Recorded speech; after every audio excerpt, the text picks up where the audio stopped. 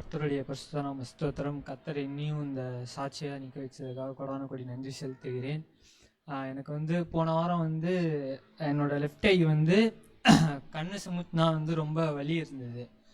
என்னடா இது புதுசாக இருக்குன்னு பார்த்தா, அப்புறம் வந்து ஒரு மெடிக்கல் ஷாப்பில் வந்து எனக்கு தெரிஞ்ச ஒருத்தர், அவர் டாக்டர் தான். அவர்கிட்ட கேட்டால் அவர் என்ன சொன்னார்னா, நரம்பு ஏதாவது இதுவாக இருக்கும், கட்டாயம் இருக்கும்.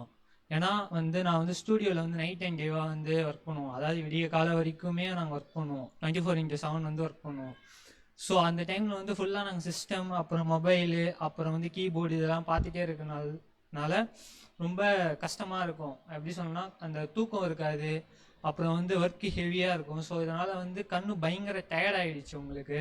அதனால் வந்து உள்ளே இருக்கிற நர்வ் வந்து அப்படியே உங்களுக்கு ஸ்டாப் ஆகிருக்கு அப்படின்ற மாதிரி சொன்னாங்க. அப்போது எனக்கு இது எப்படி என்ன பண்ணுறது எதுவுமே எனக்கு தெரியல. நெக்ஸ்ட் டே வந்து நான் மெடிக்கல் ஷாப்பில் போயிட்டு சரி அவர் வந்து ஒரு மருந்து ஒன்று கொடுத்தாரு.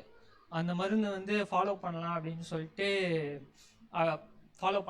வாங்கிட்டேன். ஆனால் போடலை, ஏன்னா அது ரொம்ப வலி இருந்தது. அதுக்கப்புறம் வந்து நெக்ஸ்ட் டே வந்து சண்டே ஆச்சு. அது கரெக்டாக சாட்டர்டே நடந்துச்சு, சண்டே ஆச்சு. சண்டே எப்பவும் போல் நாங்கள் இங்கே சர்ச்சில் முடிச்சுட்டு இங்கே வந்து கீபோர்டு வாசிக்கலாம்னு சொல்லிட்டு வரும்போது, எப்பவுமே பாஸ்டர் அங்கிள் வந்து எப்படின்னா ஸ்டார்டிங் ப்ரேயர் பண்ணுவார். ப்ரேயர் பண்ணும்போது இது வரைக்கும் நான் நிறைய சர்ச்சஸ், நிறைய பாஸ்டர்ஸ்லாம் பார்த்துருக்கேன்.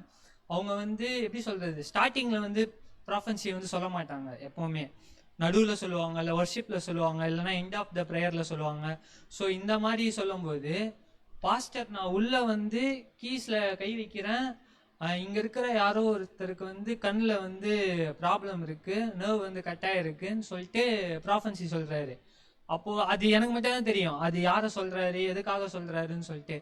ஸோ அது வந்து நான் அப்போது வந்து பாஸ்டர்கிட்ட வீட்டுக்கு போகும்போது சொன்னேன், பாஸ்டர் இந்த மாதிரி வந்து எனக்கு தான் இந்த ப்ராப்ளம் இருக்குது, இது இதனால் வந்துச்சு, இது சரியாகுமா சரியாகாதா, ஏன்னா இது இந்த நர்வ் கட் ஆகிடுச்சுன்னா கண்ணு வந்து லெஃப்ட் ஐ வந்து தெரியாமல் போயிடும்னு சொல்லிட்டு நெட்லலாம் கொஞ்சம் பார்த்தேன்.